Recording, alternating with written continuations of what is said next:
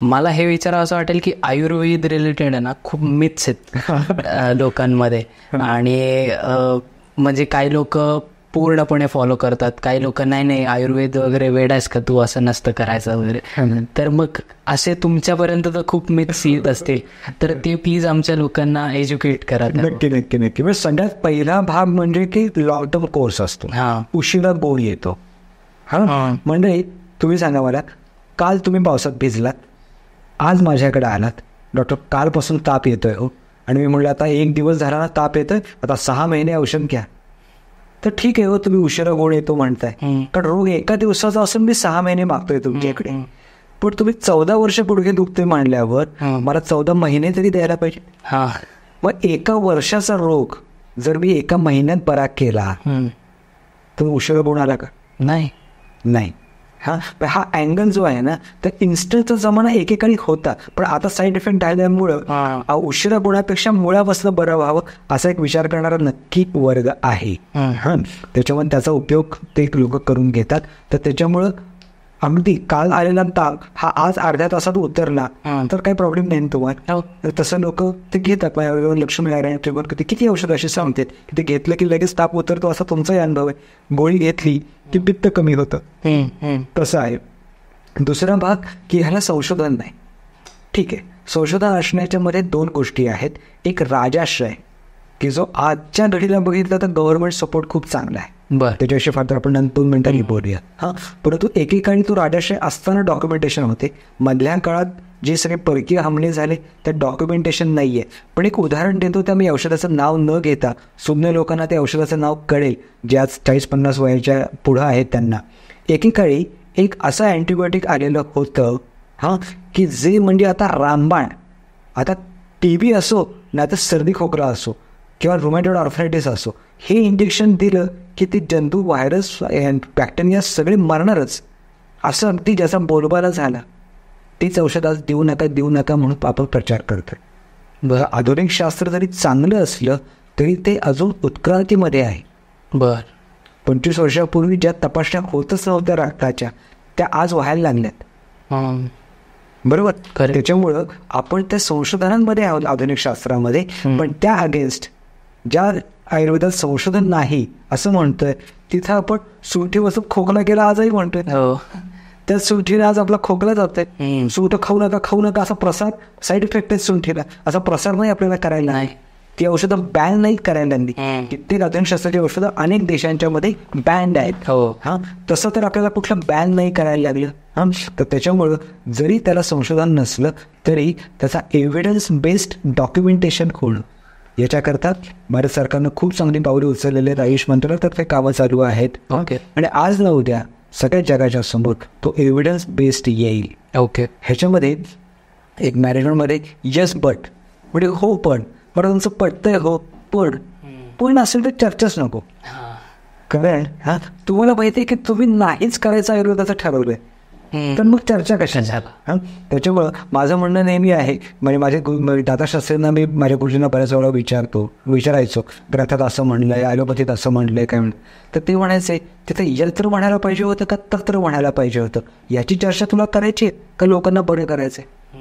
लोकांना बरं करायचं त्याला ऑपरेशन करायचं, त्याला सांग बाबा चालेल डॉक्टरकडे ऑपरेशन कर, जो योग्य खर्च करेल त्या ऑपरेशनकडे नाव मी तुला सांगतो. पण तुझ्या मनात नाही तर तू आयुर्वेदाच्या नादाला नकोस. असा.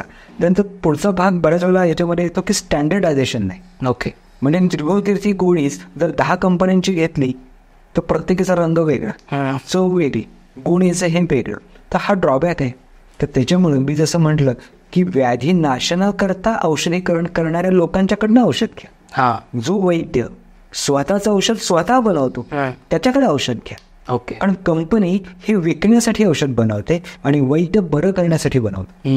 हा ॲटिट्यूड मधला फरक आहे. बरोबर. आणि शिवाय ज्या कंपनीमध्ये औषध बनत असेल ते औषध तू वैद्य काही स्वतः बघायला गेलेलं नसतो की तेवढं घातलंय का नाही, पण जेव्हा तो स्वतः बनवतो तर तुमच्या गावात तुमच्या जवळचा जो वैद्य असेल जो स्वतःच्या हाताने औषध बनवतो त्याच्यावर जरूर विश्वास ठेवा. त्याचं ते स्टँडर्डच आहे असं समजा. एक अजून एक मिथ आहे की आयुर्वेद खूप महाग होत चाललेला आहे. बरोबर आहे. आता आपण कित्येक वेळेला आपण कम्पॅरिझन नको करायला, पण कित्येक आपण अशा गोळ्या बघतो की ते 40-40 रुपयाला एक गोळ्या असतात आधुनिक शास्त्राच्या. बरोबर आहे. तर त्याच्यामुळं आपण महाग ह्या गोष्टीची संकल्पना अशा पद्धतीने करायला पाहिजे की समजा आपण एक चौकातला एक चहा घेतला तर तो आपल्याला 10 रुपयाला कटिंग मिळेल. हो बरोबर आहे. तेच एका 5 स्टारमध्ये घेतलं तर तो चहा 600 रुपयाला मिळेल. हो चहा तर चहाच आहे. मग हे 10 रुपये ते 600 रुपये का, हे तुम्हाला समजलं पाहिजे. बर की जर मी एखादं पंचकर्म करतोय, मी पूर्ण शरीर उघडं करणारे एखाद्या व्यक्तीवर, तर तिथं तेवढं हायजीन पाळलं जातं का, तिथे थोडं स्पेसिफिक इन्ग्रेडियंट्स वापरले जातात का. हा 10 रुपयाचं पण पंचकर्म मिळणार आहे, 600 रुपयाचं पण पंचकर्म मिळणार आहे. हिरडा त्रिफळ्यातला एक घटक द्रव्य आपण घेऊयात महाग या गोष्टीच्यासाठी. हिरडा जो काही आहे ना त्या त्रिफळ्यामध्ये घटक आहे आवळा ह्याच्या. तर रंगारी हिरडा हा 40 रुपये किलो आहे आणि सुरवारी हिरडा हा 1250 रुपये किलो आहे. बापरे. माझ्यासारखा माणूस 1250 रुपयाचाच वापरतो का, तो मला बरं करायचं. मी तुम्हाला सांगून त्याचे पैसे घेत, पण मला माहिती आहे की मी चांगलं देतोय. करेक्ट. बरोबर आहे. जसं सोनं विकत घ्यायला जात असताना आपण नको कशाला ब्रँडेड चांगल्या दुकानात जायचं, साधं कोपऱ्यातल्या ह्याच्यात घेऊ असं सोनं घेतो का, नाही. माझा सोन्यासारखा देह आहे. बरोबर. त्याच्यावर जर का विचार करा, मी त्या महाग याच्यामध्ये आयुर्वेदाचं उदाहरण देण्यापेक्षा देशी गाईच्या तुपाचं उदाहरण देणार आहे. तुम्हाला पटलं तर बघा. देशी गाईचं तूप समजा आपण घरात वापरायचं ठरलं 4 माणसांच्या फॅमिलीला, तर मला वाटतं सगळ्यांनी एकदा रोज पोळीवर भातावर तूप घेतलं तर 1 किलो तूप पुरेसं होईल. बरोबर. अजूनपुढे 3000 रुपये किलो देशी गाईचं तूप आहे. तुम्हाला त्यात खरं मिळालं, त्याच्यात आपण नको जायला, पण खरं मिळालं तर 3000 रुपयाचं जाईल. पण आपण साधं तूप वापरतो किंवा इतर काहीतरी वापरतो आणि म्हणतो काय, तर देशी गाईचं तूप महाग आहे. माझ्या दृष्टीनं 3,000 रुपयाचं 1 किलो तेल म्हणजे 100 रुपये रोज. तुम्ही एका विकेंडला एखाद्या हाय स्ट्रीटवरच्या हॉटेलला जा आणि तो विकेंडला तुम्ही किती जेवणाला पैसे घालवता विचार करा. 4 जण गेलात तर तुमचं 2 किलो तूप येत. हो. सो महाग हे कम्पॅरेटिव्ह आहे. करेक्ट. तर त्याच्यामुळं मला 10 रुपयाचा चहा पण आज महाग आहे असं एखादा व्यक्ती म्हणू शकतो.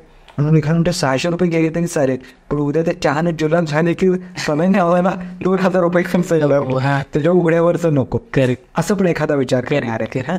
पण त्याच्यामध्ये आपण काय करू शकतो, ही झाली सोशल भूमिका माझी.